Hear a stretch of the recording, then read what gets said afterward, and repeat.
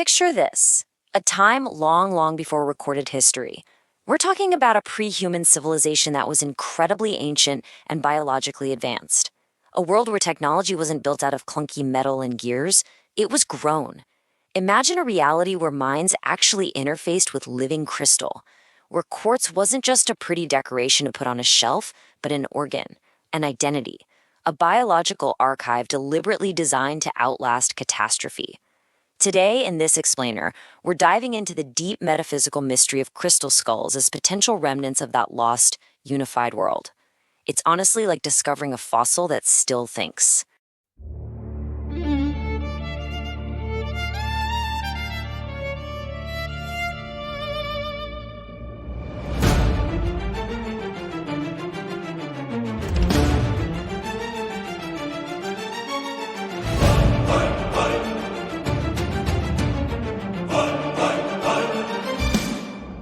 Now, you might be wondering, where does mainstream science fit into all of this?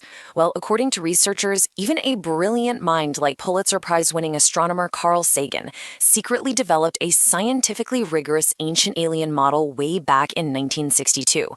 He looked up at the stars and openly wondered about our cosmic neighbors.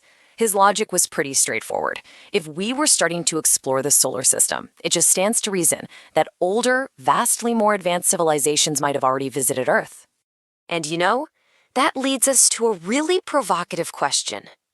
The source material claims that powerful institutions, including NASA, actively suppressed Sagan's peer-reviewed paper on interstellar spaceflight and ancient visitations, a paper that was originally published in the highly elite journal Planetary and Space Science.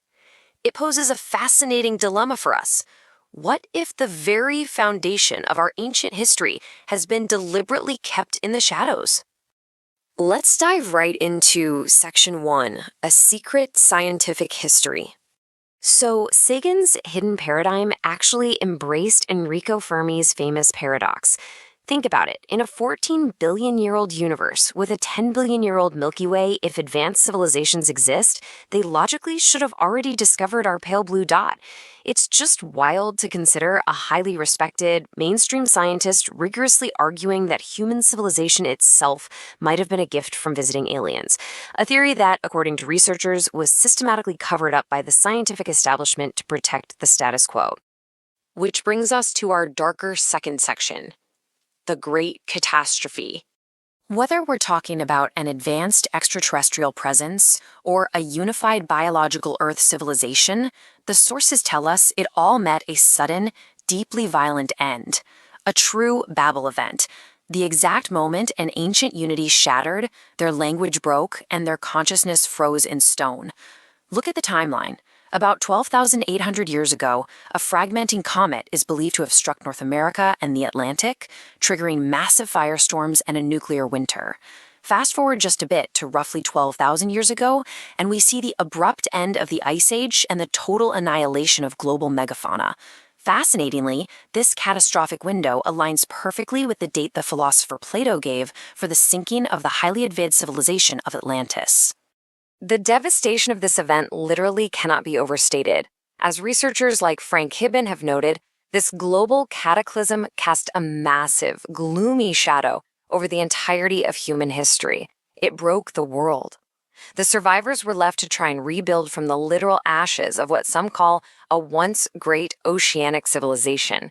The harmony of nature was disturbed, and the ancient world was plunged into a dark silence that would take millennia to overcome.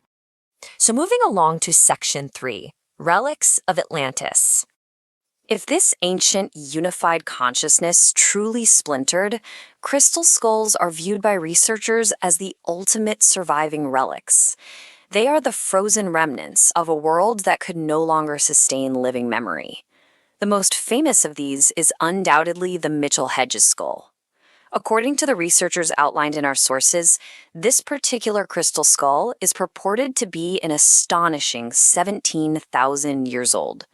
The theory goes that objects exactly like this were utilized in the 13 healing temples of Atlantis, acting not as mere ceremonial art pieces, but as profoundly deep technological tools. The physical reality of these objects is staggering, right? Rock quartz crystal sits at a 7 on the Mohs hardness scale, meaning it is almost as hard as diamond. Yet a prominent theory suggests that crafting just one of these skulls required 300 years of agonizingly patient multi-generational craftsmanship, using literally nothing but sand and water to smooth and carve the intricate details. It poses a massive, lingering question: how on earth could so-called primitive societies achieve this without some form of highly advanced lost technology? Let's explore that further in Section 4. Ancient crystal computers. These objects aren't just art. Researchers strongly suggest they are ancient memory engines, specifically designed to preserve identity and knowledge across epochs. To really grasp this, we have to look at lattice defect theory. Dr. Marcel Vogel, a PhD chemist, noted that our own cutting-edge science already uses quartz for data storage because of its incredible stable resonance and structure.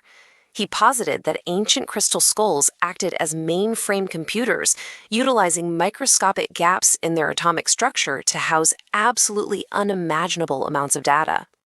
Here's how it works. In quartz, missing silicon atoms create what are called point defects. A single skull contains millions of these empty spaces within its crystal lattice.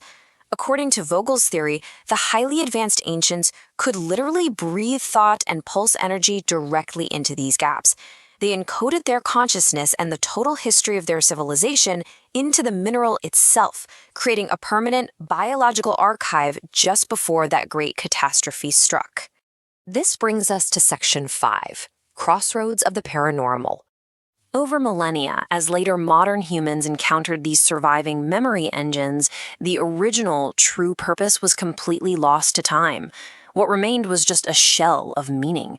This allowed humans across various eras to project their own anxieties, hopes, and mythic hunger onto these living fossils, desperately trying to decode a language without a tongue. Because of this, the skulls sit squarely at the center of modern myth, connecting completely seemingly unrelated phenomena. Researchers like Nick Nozzarino use techniques like scrying to unlock telepathic visions within the quartz. Observers have claimed to literally see images of flying discs and UFOs forming inside the crystal. Others link them to Native American traditions involving cryptids like Bigfoot. They're attributed with miraculous healing properties, and their origins are relentlessly debated. Are they gifts from extraterrestrials or artifacts from an advanced inner-Earth society? They act as a Rosetta Stone, unifying disparate paranormal mythologies into one giant symbolic lineage. And threading through all of these modern myths is an enduring, beautiful, ancient legend. Rooted in the cliché Mayan tale of creation, the Popol Vuh, there is a belief that there are exactly 13 of these original crystal skulls scattered all across the globe.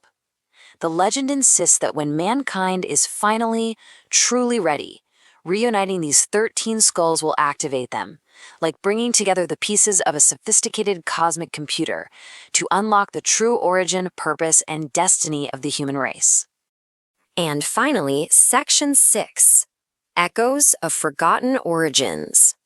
We are left to look at these skulls not just as polished rocks, but as shards of a once-living unity, like fragments of a shattered mind trying desperately to speak across the void of time. They are the frozen language of a world before Babel. Whether these artifacts are extraterrestrial machines covered up by modern space agencies, or the sacred relics of Atlantean healing temples, they have become the ultimate anchor of the paranormal. They are consciousness without a speaker. Ultimately, they represent a reflection of humanity's deepest longing for a connected past. They mirror our collective psyche. They are the very last breath of a species or an advanced civilization that tried against all odds to preserve its identity and its wisdom in indestructible stone before the world literally tore itself apart. Which leads us to a final provocative thought to leave you with today. When we stare into the depths of these ancient memory engines, we have to pause and ask ourselves, what parts of our own consciousness are preserved, forgotten, or waiting to be rediscovered? Are we just echoing the lost wisdom of the past, waiting for the pieces to be reunited? It's an incredibly fascinating question of cosmic archaeology,